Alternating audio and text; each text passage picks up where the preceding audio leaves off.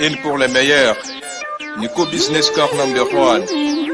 Nouvelle Jérusalem. Nico Business les meilleurs. Oui les meilleurs. Oui les meilleurs. Nico Business l'exemple. Oui l'exemple. Oui l'exemple. Il est l'espoir de la jeune. Nouvelle Jérusalem. Nico Business Car. Nalobi boya awawa. Boza la décité. Mituka nyoso. Confort. Garantie assurée. Kilométrage normal. Bamituka yote na prix à bien. En plus, incomparable. Prix abordable. Nouvelle Jérusalem chez Nico Business Car. Tukuna importe miotoka ya kuachana. Kisha ekuna fanya vente na location ya miotoka ya kuachana. Achat sur internet ni tayari. Nico Business Car ekuna uzisha miotoka ya kila namuna. Nico Business Car chez Jean-Jacques Chilumba. Tuko ku numéro 102 Manyema Coin Kimbangu. Nico Business Car ukitafuta ko Twitter igasimu ku 099 701 81 134. Wala 085 34 27 171. Nico Business Car, King of Pickup. Nico Business Car, la rapidité. Nico Business Car, l'excellence. À Kiamungu. La Nouvelle Jérusalem, chez les Nico Business. Tonton, c'est une pas de la magie. Voyons, c'est qui a motoka?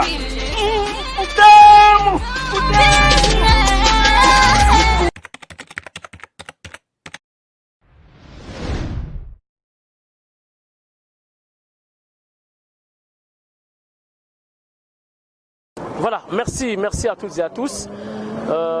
Encore une fois, bienvenue dans Tindika Télévision avec Papi Kamwasi, la mère Mendia Fachi.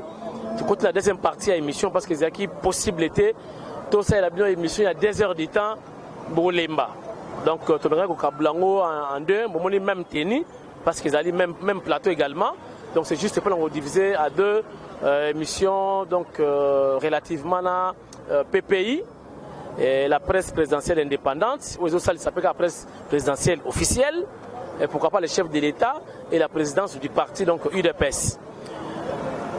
Actualité oblige, toujours dans la Masolo, il y a marche, il y a le 30 juin, il y a Bandekwa Lamouka, et il y a un message à Jean-Pierre Bemba, il y a Sainte-Thérèse, là où il y a RFI.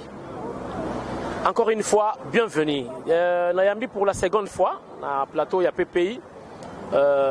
Confrère Nanga, Hervé, tout le monde solo, ensemble, comment tu dois analyser. Et après lui, il y a Ange, donc il y a Karine, mais Ange, parmi les membres effectifs, il y a F, il y a PPI. Voilà. Mon cher ami, tout le monde solo, il y a objectif, premièrement, il y a marche les 30 jeunes. Bonjour d'abord. Bonjour, Ndoranga Utindika, initiateur, il y a PPI. Ok, voilà.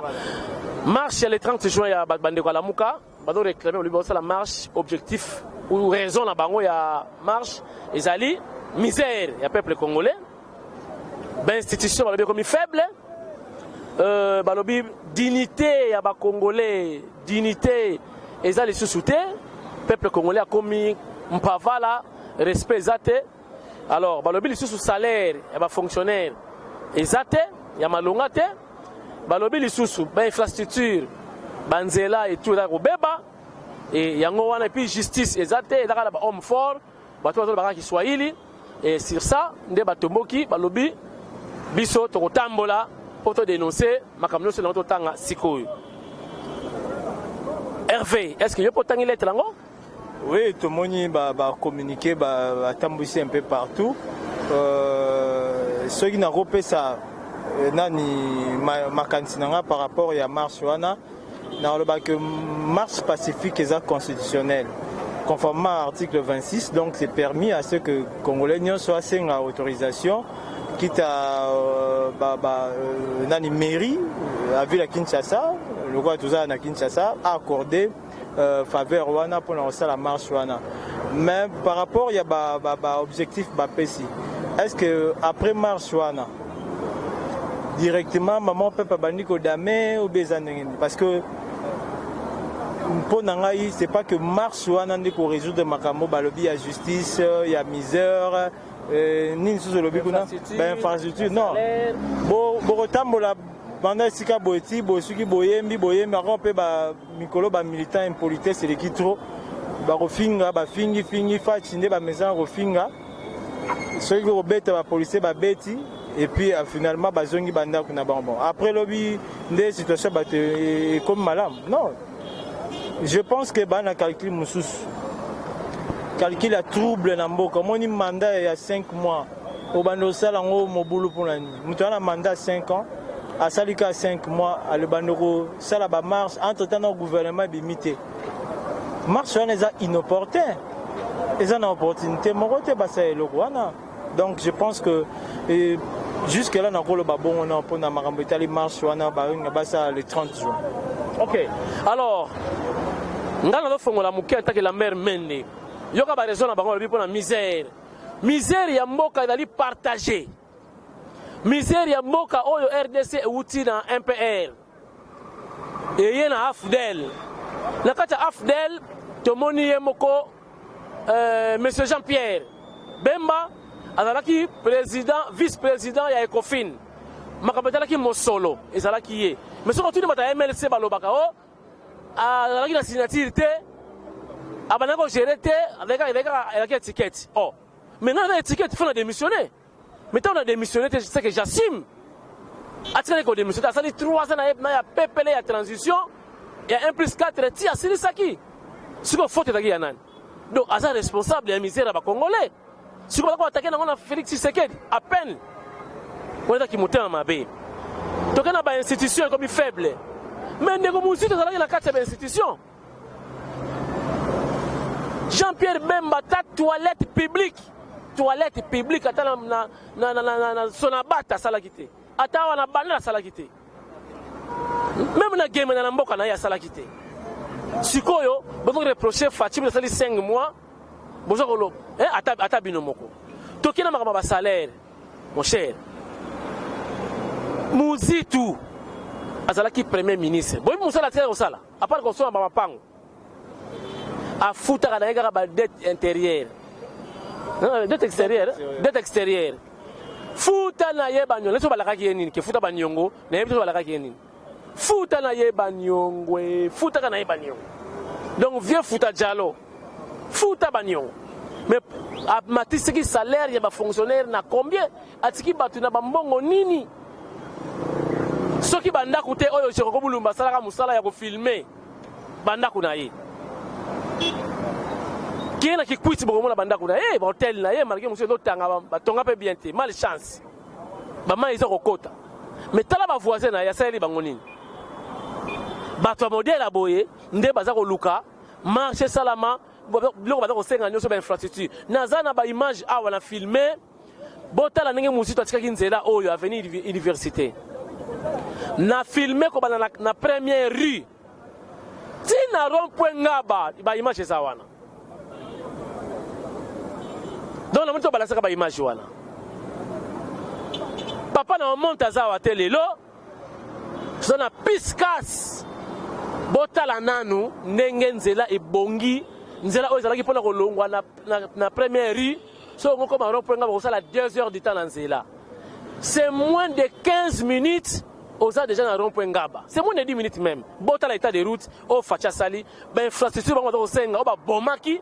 Bota la fatigue dans moi laps de temps nenga bongi chango piscas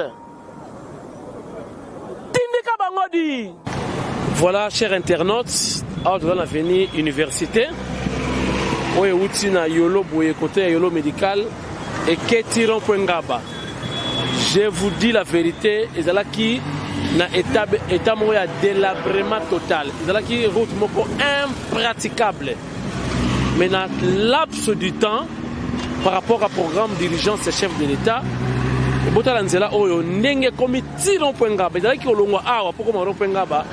on dit maté. De notre journée, c'est là on a nzela oyo. Et puis il faut dans la pine à kitoko parce que la pine on est impraticable. Nous avons une moto ensemble na bino bomona depuis Yolo awa ezo. Si na rompengaba boni nzela oyo ndenge komi. Ils ont défité, ils ont pour l'intérêt général. Nous avons une moto, botala, n'engani na rukoma, si nous avons un botala, c'est état de route, oyo, avenue université, n'engeko. Tout à l'heure.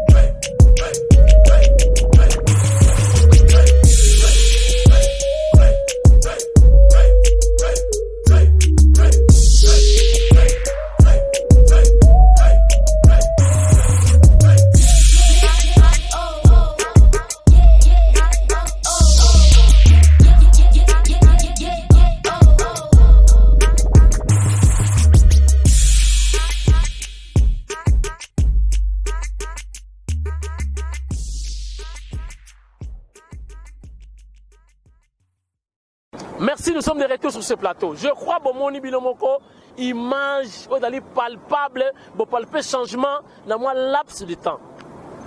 Mais bango batiki mboka na kao. Mais parce que senga, lo bato senga oyo, o bato lela oyo. Ne yango pena bango ba babysit. N'est-ce pas Nani Hervé? Oui, vous avez raison parce que même Bemba, il faut se rappeler que à la condamnation, il y a ces pays. Il y a 1 an pour subordination des témoins. Donc Bemba, abandonné au pays sa fidèle Baba Lambongo, pour que nous ça na ba témoin, pour avoir faux témoignage. Il y a une subordination des témoins.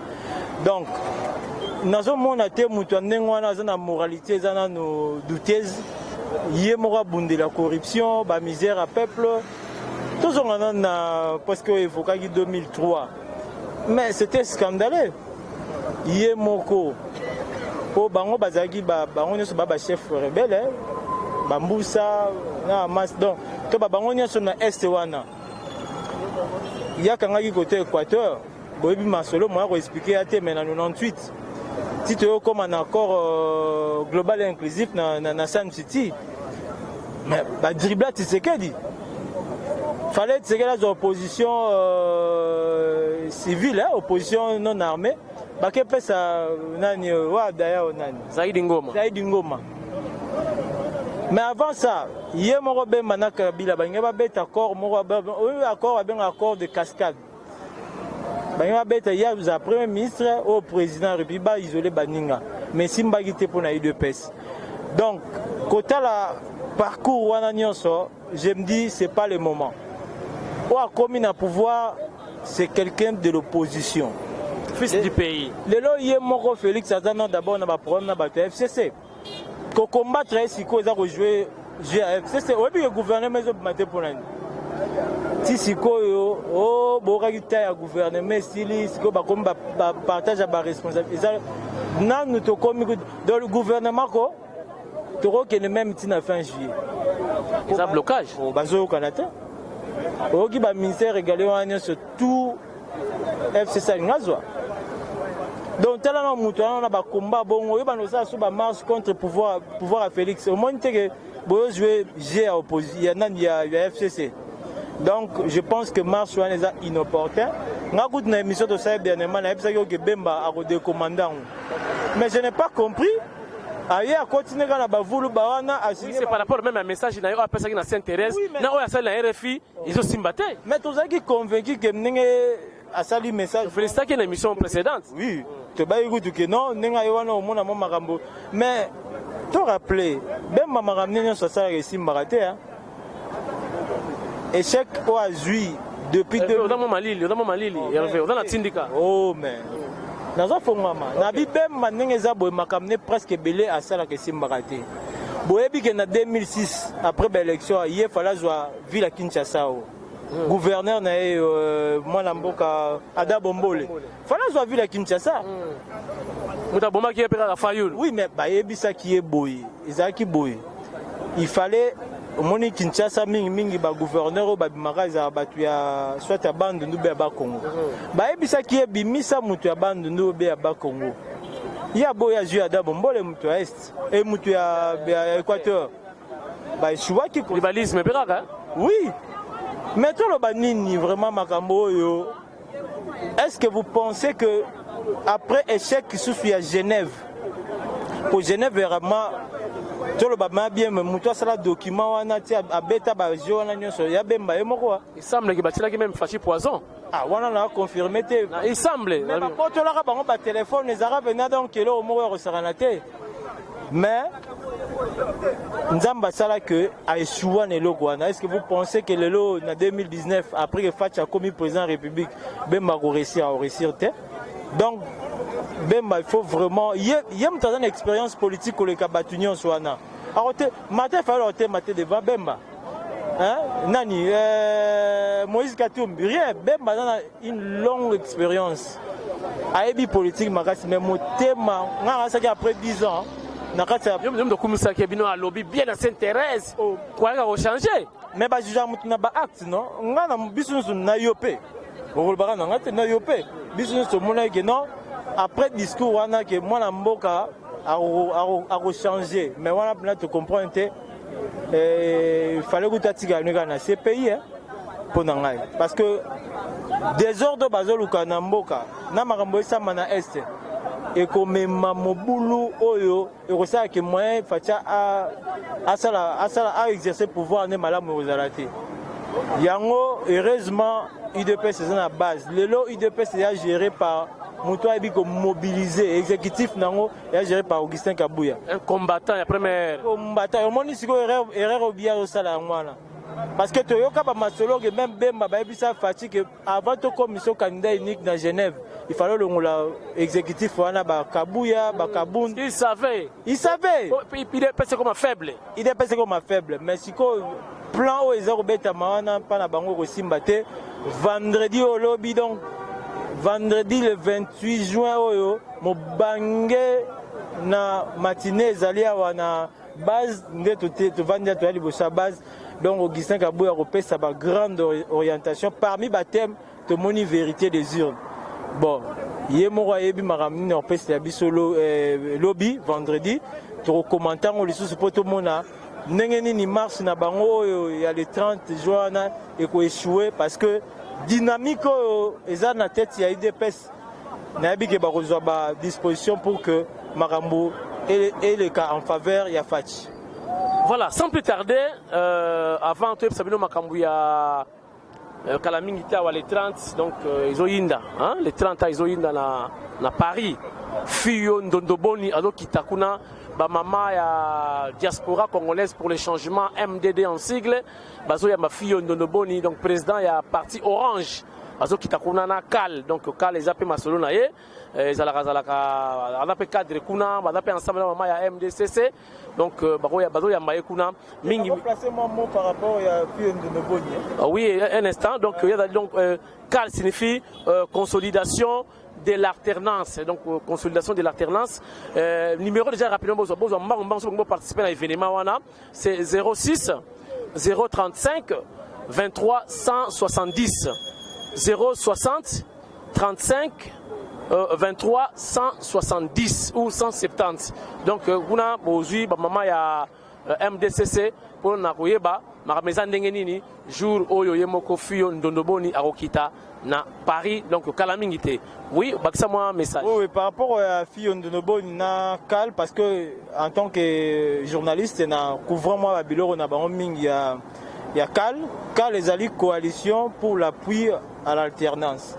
Donc les initiatives où il y a Fiyo Ndondoboni à Zwaki pour résister justement makambo bateau nyon ce bateau l'ingaba renverser pouvoir ya Fachi. Donc bayamba bango malamu na poto kuna parce que on a une grande initiative à Salagi dernièrement meeting populaire à stade Vélodrome tout le monde a une mobilisation na donc batia maboko parce que initiative wana hôtel mais la bemba ba fayulu pour azoper sa orientation moko ya makasi pour que to kende liboso na pouvoir ya Fachi. Voilà, tout ça, la analyse rapidement. Après, on a mis Ange directement sans arrêt. Relativement, le message à Jean-Pierre Bemba, ses propos sur RFI.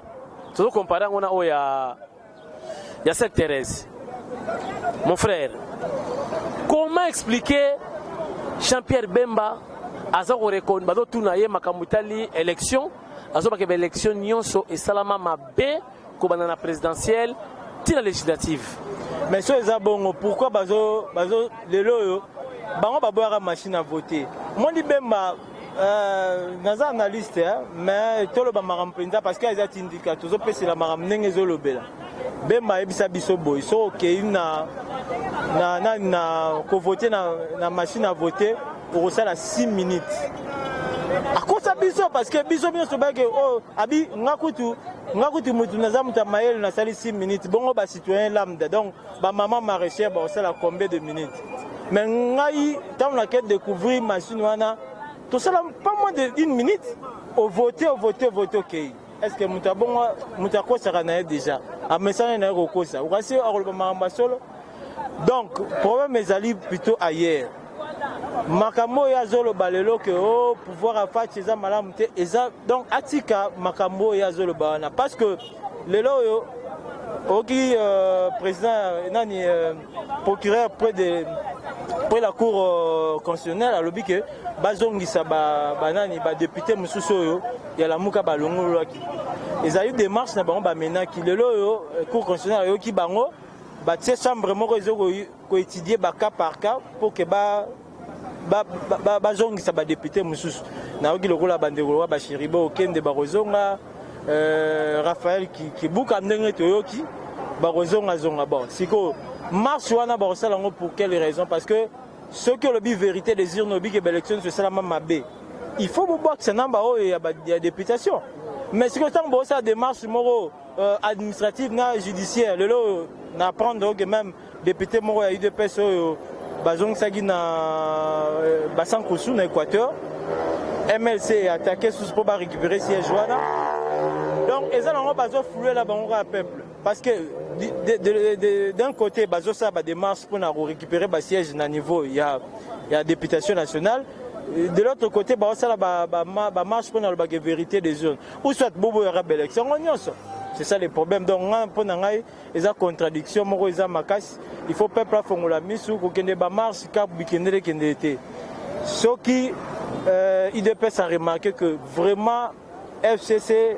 nakashi bakoki suko vendre ensemble te bakobenga peuple be bakobisa bango que non na minute oyo masolo ekatani mais pour l'instant ba discussion zo continuer ba pesa temps gouvernement ne bima à partir gouvernement pour investir moyen au chambongo na désordre ezate pour gouvernement responsable ezate donc à partir gouvernement responsable robimana ne ba investir baroya masolo ko fongwama mais tant on banda ba marche na bino pour la marche no ko moi deux personnes ba koufi tout ça pour la nini ko bebisa image ya pouvoir à Félix donc il faut vraiment force de l'ordre base à la est-ce que autorisé bon n'a noté parce que hôtel de ville n'ont pas répondu il faut oser la Gouvasika ngobila ceux qui ont payé sa autorisation ceux qui ont payé sa autorisation non ce moment là ba ça marche na minute oyo ba kotisi na nous démarche na bango ceux qui bandimi la police fait des mesures pour l'encadrement ba ke na bango ti ba aussi ça bayembi bazongi na bango bandako pour éviter que Babylone monsieur Salem. Donc je crois que c'est ça. Voilà, c'est bon. Donc Jean-Pierre Bemba Lobby, je ne suis pas venu là pour applaudir. À Lobby quoi pourquoi applaudir te. Batuni ya lisusu. Babimisi ba soda na yo na prison. À Lobby là j'applaudis. À se contredire. Batuni est arrivé à Moïse Katumbi à na pepele nyonso. À Lobby là aussi, j'applaudis. Mais à l'objet qu'il n'y a pas applaudir, il n'y a pas d'intérêt général. Pensez-vous vraiment Bemba Banda Zalaki, est-ce qu'il y a l'intérêt général? Non, mais Moutozo n'a pas de contradiction. Moutozo n'a pas de machine à voter et ça a 6 minutes. Bisous de quoi tu bêtis 1 minute. Yo te fait 30 secondes, non? Il y a voté l'onyo, et puis il y a un candidat dans le monde. Mais le lot sous oiseau on a applaudir mais en tout temps applaudir donc le lot changement est palpable parce que Bemba dans le bagarre dernièrement Bemba dernièrement tant azongaki a wele ko bima ko zonga mbango na Belgique parce que ndako fallait que nous kolala ndako ya ba parents na fallait que nous kolala ba boya ki na pouvoir que nous kota kuna ti même mende au monde na le baké aza déjà mukolo rozonga te pa na bango donc mais les loyaux qui n'est pas la même d'acoup ba garantir la sécurité nyonso ba Moïse Katumbi Fatim Tassaleli mais so ba yema le bi autorité non j'irai mboka la minute yo razim quand même ce qu'on y a wana yo ka mon cher ami yo ka question qui va problème batuni qui gouverne entre Kabila et Tshisekedi Bemba doit répondre ce n'est pas le moment de répondre donnez-moi le temps. Il y a des spéculations, il y a des rumeurs. Laissez-moi palper la réalité sur le terrain. Donc jusque-là, Jean-Pierre Bemba est en train d'ignorer que c'est Félix qui gouverne. Mais il y a des républicains. Quand sont les républicains, au Rolanda, il y a une institution lobby. C'est-à-dire que la Cour suprême dès lors a proclamé que Félix, ce n'est plus Joseph Kabila qui gère. Babé argument le big au national est-ce que président de la République est dans Sénat qui dans Sénat donc au moins que ça bilo moko na regretter ndeming parce que tout le monde il aura bembaye a un espoir a rolinga ko encadrer ba Martin Fayulu mais na moni buzo bana buzo bakuna ah sikoyo Facha zo faire face na deux tendances la tendance à FCC ou vraiment ba zo mener vie dure en ce qui concerne sortir gouvernement zo maté pour na FCC tout le marambo ya vérité baolinga basi bazu ba part amener balinga bazo su ba ministère wa minene wana siko de l'autre côté au moni bemba su na carte na e donc c'est ça le problème donc je regrette que mon a que bemba zongi mais heureusement base a IDPS ça makash ba institution au na bisio Augustin Kabouya secrétaire général donc héroïne na mabe ya lobby ke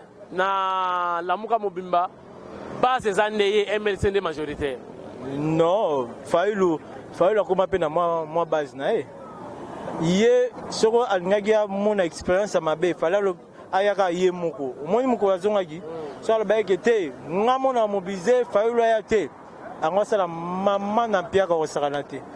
Moi batwana monaki parce que bango moko ba salaye. Moni depuis l'élection il y a 30 décembre 2018 Fayulu azoma batu sikoyo alobi na obsèque ya Etienne Tshisekedi wa Mulumba baya quitté parce que ezaki désorganisé yango moni babala baya quitté baya quitté mais na kama na moliki ba fayi Mobutu baye ba parti musu baye ba biki ezaki désordre bon moni ma organisation il est prêt à ko s'incliner na tombe na c'est ce qui est nécessaire. Donc, ceux qui le doivent s'incliner, il faut vraiment bâtir qui nous s'incliner, ils ont ma bête. Mais ma rembêtée, l'organisation, il y a matin, il y a expense. Na une benang au commentaire, mingité, on est talibé organisateur, des basalaires maramna bango. Je ne peux pas mettre beaucoup de commentaires là-dessus, mais ce qui est vrai déjà, que c'est au Kundagizé.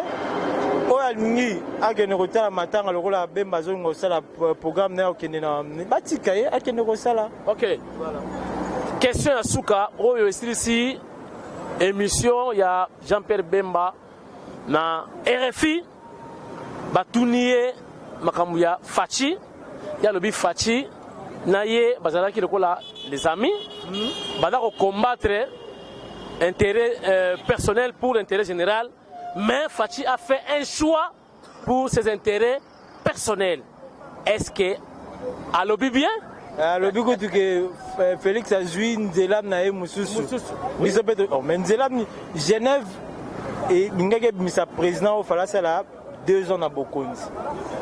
Mais sauf Félix a poni il y a 5 ans la constitution. Nani entre Bemba na Fachi au hasard Nandela vérité. Et puis accord wana na rappelé un peu accord wana le bayunin oyo a signé awa so va respecter makambo te akokufa politiquement vous comprenez avantage ya Félix na Vital Kamerhe ba retirer ba signature na bango même sur le plan spirituel tant on retirer eloko divorce mais bango ba loba kuna machine à voter te ba participer na élection na machine à voter ba violer makamunyo so balaba yo président 2 ans ba respecter le moroté na ebisibino Bemba zo kende droit national politique c'est comme une prophétie mais au moins ils sont signé logo engagement oyo et comme même ko atteindre ba dimension spirituelle que on respecter en côté politiquement. On ne parlera plus d'eux. Et comme FCC na cash.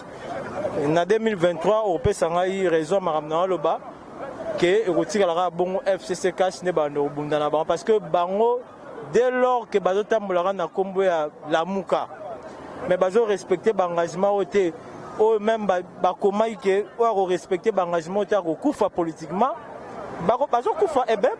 Politiquement. Voilà, donc il y a la naissance, il y a l'apogée et le déclin. Donc voilà, la Mouka c'est le déclin. Que la Mouka, Ponanga, c'est déjà mort et enterré. Voilà, Ange, tu te prépares pour toi Mbappé, après ça va être solo. par rapport à la réalité politique du Congo. Donc merci à maman Nabiso ya diaspora, maman ya diaspora congolaise pour le changement. Fio Ndondoboni, Azako Yakona Boya Mbaye Kitoko le 30 juillet et Kosimba, Naibike Kosimba. Voilà, il sera à 1h du temps, Moutulanga Piskas, na Rougewana. Voilà. Tout ça Sikoyo. Ndeko Nabiso, il n'y a pas dans la PPI. Ange Kachila, c'est ça? Ok. Ange Kachila. Aïb Sabino, comment il peut se préparer? Comment nous avons une marche à Batalamuka? Ange, vous avez la parole. Malgré la grippe, mais Ego Simba. Mato no mingi na papi kamwasi mende na biso mende mo makatso lo babe busolo marche ya Lamuka na moni yango marche moko ya motema mabe Jean-Pierre Bemba alobi bien nazongi na maloba pona landi ndenge bolobi bosolo na mwana mboka Hervé alobi ete babandai ko bunda elongo na mwana mboka Antoine Félix Tshisekedi pona ko benga na Kabila ezaki mingi pona ko benga na Kabila lelo Jean-Pierre Bemba Fayulu wakomo bundisa Félix c'est que ezaki ba intérêt na bango personnel ezaki ya population te parce que soki ngana yeba ndenge na yebeli bango bandai ko bundela pona mboka mais fallait ba sanga na ba benga na FCC pona ngana FCC na sanga confiance nango te liboso na Kabila tona confiance à Kabila te Kabila boma batu siko soki bino boye la place wana ke tolingi FCC te bo sali makasi FCC ke ibo tika ninge bo ndeko bunda po bo swa eloko wande ko luka mais muninga la bino nzui pourquoi pas ko soutenir ye bo kine bo sala ba projet bo bandaka nango kala bo bimisa biso ba marche pour na benga la Kabila lelo azate mais lelo Jean-Pierre Bemba hotel azo marcher pour na Félix en tout cas ezo sala passe na ba congolais nyonso baza aveuglé bozo landa pour na ko tika bat bazo bibonga na bango après ba otala ba intérêt ya mabumu na bango na bana na bango na ebité place na bino so bomo na ndeni et puis interview à sali ya RFI à lobby ke aye pona ko applaudir te mais au CPL parce que batuna yo o bakumisaka yo bakenda ko accompagner o babimisi bango lokola intérêt da yo moko lingaki esimbite wana nde oboyi mwana mboka eza mabete na ndenga mabete lokola nga Ange Kachila na lobaka be bosolo na lobaka bosolo pona mboka toza ba pandisango pona ko aider population congolaise pamba te toza na pasi toza na difficulté Kabila tiki biso na pasi ya makasi banzela kutu koloba te ndenge muzitu lelo akomi saint akomi mosandu parce que akena Lamuka akomo bimisa makamba lokuta ya mabe na kombo ya président Félix ezo sala pasi pe soni lokola soni ebomaka biso ba congolais te nde salaka nyonso toleka tokosaka lokuta ndeko mozito adirija ki mboka oyo bandaku combien bandaku boni ya tongi etika pe inachevé mbongo misolo ya mabe o tozoloba tozolela chaque fois etika tongi ba sobi ya place bien te miso ezotanga ba mai ezokota miso esilate mbongo ya mabe mbongo ya ba congolais ba kosomba ya ba chaîne n'est pas fouta rabatute ba chaîne ba ocho sala marche yé mutaza pour sa population ko aider population mais on ni ko sala biloko boy na era boy ko luka ndenge nini to ko neutraliser FCC aza le roi bomba retardé na Congo mais yo zo luka bundisa muninga na o bundi na ye mais esala rabiso soni loko soni bomba rabiso te nga esala nga pasi pamba te ba congolais bazo comprendre te ba politicien ba luka nini ba politicien ba luka mabumu na bango bino pe faut comprendre est-ce que Félix to ko bundisa ya ta video moko eza ko côté la te Félix azana na 6 mois est-ce que beba 6 mois ko tangola ke wenze bebo 6 mois ko la bebino fufu muto travailler non te gouvernement ebimi non te FCC azana na kanda bobotel bango pouvoir nanu basisaki o bazaki nango posa te mais oli ya kosangana kobengana nanu FCC mais bino bosangana bobundisa mutu o bobundi na elongo mwana mboka na ebite soki ba congolais nyonso o raisonner le kwanga en tout cas ba politiciens ba lukaka nde mabumu na bango na bana na bango le FCC babala basi 5 10 bazana ba nyongo wana bana poso tika pouvoir no kite siko biso soki to lingi to ba no buna entre biso na biso ba luba ba Congo tozonga sima eloko tolukaki Kabila longwa Kabila kei mais to iya na ba projet na makanisi na ba idée tozala nango kala neni to kosala congolais alia na era boye Félix nanu abimisi gouvernement te mais tomoni nga bakuna nzele zongi tomaluwa kalia mbongo ya bongolo alia mbongo ya nzela ba mbongo msusu ateki na ba mapango pona osala banzela ezalaki mauvaise foi ya biso mono ba congolais suivez ezalaki te pona Kabila yeba ba ndeko yibala ndenge na mutu yibala ndenge na mais tokomi na tamo boye photo landela makambo parce que Congo za biso yo soko landeli olobi ke na osunga Félix te bandeko lobi bazalaka okimaka famille po famille esengo mbongo mais soki famille ko mosala eloko na ndenge na osengo mbongo na ibite mwana mboka sokoko si sikoyo ba propos na yo ya lobby ke batuni ki gouverne Bemba Zako ignorer, avant à comprendre le terrain, Ayeba qui gouverne. Est-ce qu'il a bien répondu? Est-ce qu'il a bien malin? Et ça, mon thème, Mabé. Pour Kala, il y a qui potote. Félix a du pouvoir. Qui fait un andaro Kabila Pekisia Kene. Il y a Fandi Kuna Lali, Ayebi Mouta, Apessier, Ningisa, Kabila Pesa qui est autorisation, il y a la Kuna. Et mon thème, ma bête au fond, la thème, Congo qui est liboso. En tout cas, mon tunnel sort quand mon thème, à Kanga, à Zoloka, Congo, la Nengen aux ongles, et la Balanaï. Mamate Congo, et ça est bisognon. Besoin de distraire la population, qui est besoin au bout de la population. C'est pour bout de la population. Intérêt général, intérêt commun à Binomoko, Boyebani, au Lingaki Yomo, aux Wakara, qui on a le roi Félix Azui, il était à Bongi, Tefonga, le quoi, il faut marcher, net les 30 juin. Et ça, jour au marché, Kabila Salongwene, Tika Félix a sa gouvernement. Pessi à 2 ans. Et ça la maté. Et ça la maté pourquoi? Et là on y a sur Babanda na Nenga Mabé, Banda Genève, Choua Poani. Fallait Genève que Liboso. C'est parce que, et comme il attend mon colo à Salike, Biso Petolong, la main est mise na Nelong. On a contre Congo, il est mort contre Finae. Parce que Biso to Sam, mais la rapport on l'a raté. Le quoi to Sam, mais la rapport Congo qui est Liboso, on y a sur la Congo Mabé, Zong et la. Voilà, merci Ange. Peut-être un mot de la fin, parce que Namoni Kuna. Batterie déjà clignoté. Peut-être qu'il y a une information pour partager là-bas dans Mboka. Vous avez la parole. Information ezaka bandeko to fanda to sangisa makani si to pesa chance na Antoine Tshilombo Tshisekedi ça na makani c'est bien est-ce que vous moment la président mo na ministre de gouvernement monté abandi ko sala ba misala o ya sali mwanda mo sali Kabila sali 17 sali combien sali ka banzela ba boulevard ya pamba pe biloko sali za tina 17 mais biloko facha sali na 6 mois pamba il a déjà il y a quoi applaudir to pesa e penda matone et ça déjà bien et ça donc soto boya ngo seke to mutema mabe to fongola mutema to pesa chance parce que ça lilo eloroté ba on va encore sabino ke azoiba eloroté facha to tambola nom de 1 biloko to sala azana posa yo sangisa Afrique mobimba to sala na idée moko et comme le roi état uni le kota la banzela bo 1000 tamsu na mutuka o salibo mais mutasa dia na ba makanisi wana siko yo ya po bundisa ye ole ko appuyer ye makanisi na ye yo bo bagisi ya yo to ko sala nen mais o la muka aye na idée ya FCC donc ba komi pire FCC le roi nani opposa bande ko cha FCC mal à l'aise atikila ba pouvoir ba ko ko cha Félix mal à l'aise et comme le roi bombanda or bo bundi ensemble et ça la bino son le roi sonne bo marabiso ba congolais te zonga pesa mela ba peso ta mutema malamu pour la taba ndeko na o ba ko kozwa matembele te la po marche bo lunga boko tsawa et rosala trouble ba lingesa bo za idée ya rosala soulèvement mais le ko le rosimba te bon soko esimba te ebele mandalo ba facha ta popularité mais fallait ba telema ba boye fachi ba boye fachi te ba finga ka Kabila ba finga ka FCC loka bo finga ka FCC pourquoi bino moko telema FCC telelo ka to boy FCC bino bo misi force na no bo bengane ndenge na bo sangani ndenge bo salaka na limité abondo benga biso pour la marche pour la déclaration butu lelo bo komi o facha longa wani ya distraction maman.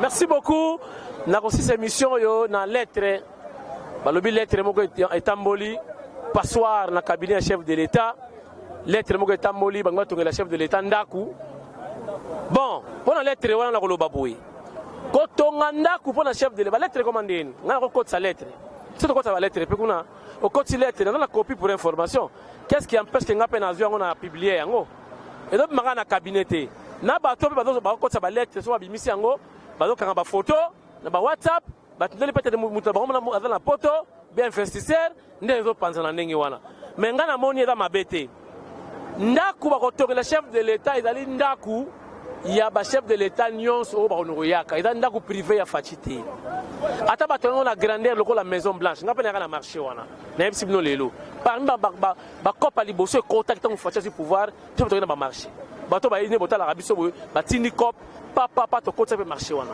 bato ngapa na ndaku tout à fait Maison Blanche mais pour la fachite fachi comme locataire soit qui est président Moussa ko ya peu 5 ans ou 10 ans après à rejouir Canada ko ndako ya l'état et puis bato ba ina ba capitaux na bango ba 5 mbongo na l'état oh 8 millions beaucoup d'argent et c'est même si le 8 millions ko euta la caisse à l'état bango mo ba na mbongo na ba ina ba liquide na bango ba tongi ba ndako wana ba récupérer malé pour 15 ans ou 20 ans après est-ce que ça m'a bé muta to ko ndako pour na ba chef de l'état na bino a tongi na mbongo na ye ma besa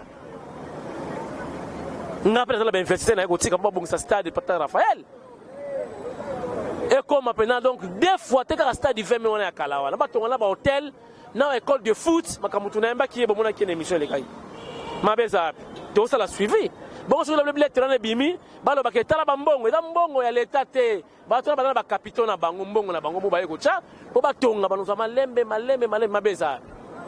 Kaka ba jaloux. Ba jaloux. On s'en fout, bon, ba lettre nyo, sur ba papier hygiénique ya présidence, bo bimisa bo cha na internet. On s'en fout. Donc ça la nini. Voilà. To kobi na suka na relation, on sabino ki bato ba signer lettre ya marche. Banane. Sur 3, sur 5, 3, soit disant Batabandundu. Bangoti. Ben Madame la Équateur, Moïse, Badout, soit pas ça, nous sommes dans ma waso qui na compagnie Badout. Grandembi Nakati. Frère Martin Nakati, écoute, tu peux Bandundu ya Kobamba ya Lukuta. Bachaki $10,000 à la station village na ye, tata na ye abota ye to bon na ba pesa 10,000, ntabonga na tetile. 10,000 e telenga na pa kikemulu mbakuna. So yena elonga papa fayulo lié na ye. Da koma mboka na ye. Ba pesa $10,000 pa ya kinkemulu. Tisi comme toi moi anate. Voilà tout l'ensemble, on a syndicat TV et ko changer te, tout sambela pona mboka, bo sambela pona fachi, bo sambela pona biso. Et que Simba kaka, et que Simba Fachi a réussir. Pour ce qui Fachi a réussir, tenez sur la lobaka. Et Sili, Mokoyo, et que Zala, et que Panzana. Je vous dis, mon léopard, bah, fin na Fachi te ponani, banamboka. Parce que Fachi a pesi mbona, eh. Nyonso ba sengaki, Fachi a pesi, mais ba joueur ba kokite. Mais à chaque fois, il y a un entraînement, ma belle, oh boy, na boy, mbongo yete, motivation zate. Mais Fachi a tout donné. Auto que l'entraînement la poto, bokin. Auto que bifutek, bolia. Auto que la opir, bomila. Auto la botelle danger, bolala. Ma bena isa wapi. Bolingi présent ndengeni. Ma ina kango ko les ongi 20 ans, non c'est l'ordre d'émission ah. Na kota kango ko 20 ans ma isa la raté. Na kango ko. Donc Kabila eko kuta basoda mai bi makate na kan, atiki basoda sa mai. Fati moins de 6 mois azong 6 mois ina kango ko. Président bolinga za ndengeni. Bolingi présent dans la ndengeni. Na kokene kan kokolo na ba pesa ordre d'émission awa na kota na kan pour les kan fo dans la bamikanda. Basa basoda na bana basoda ba loba. Bolingi présent ndengeni. Eh na croix uti na paradis. Na mvula ya munene popo ndima ye. Ya ko nzambe amo na raté poso nzama bimiawa. Bo kote ka doute. Keyete. Et monsieur Sili, merci, à la prochaine occasion. Nous avons lancé appel et allons rechercher à Banana Biso Babunga. Ngai papa leki na bango Benoît Kayembe. Naza koluka bano na kombo ya Lucie Kankou et Kenda Thérèse. Bana ya le défunt monsieur Athanas Chimbalanga et madame Ngalula. Yepe Moui. Tata mwasi na bango kombo na ye Bakajika Henriette na bandal lelo aza prophétesse na église ya Bima na ye nanoko na bango muya ya Medar yende amema bango na Canada. Nous croyons que abongola bango ba kombo alongola bango ba vrai kombo na bango ya naissance kasi bana oyo tango balali babali moko na bango azwaki problème ya kobota. Alors nde na 2011 noko na bango ayaki na Kinshasa na tango ya congrès ya extraordinaire ya IDPS na novembre 2011 si ma mémoire est bonne. Oyo ayi kopesa biso $1,000 pour mwana oyo azwa libota, mais baya kopesa biso ba coordonnées na bango te.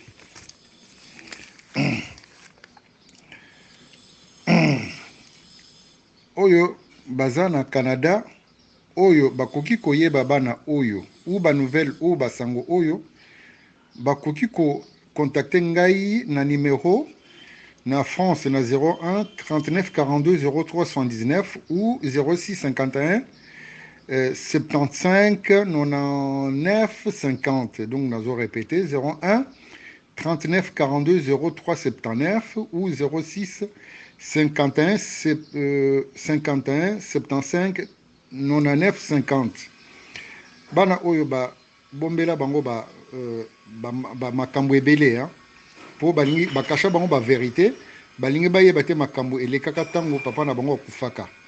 Alors ngaza na ba sango nyonso naza na ba photo na bango bana oyo basengeli bayeba ba papa na bango batikala na bango famille na bango ya ba papa na bango. Donc ça c'est la deuxième fois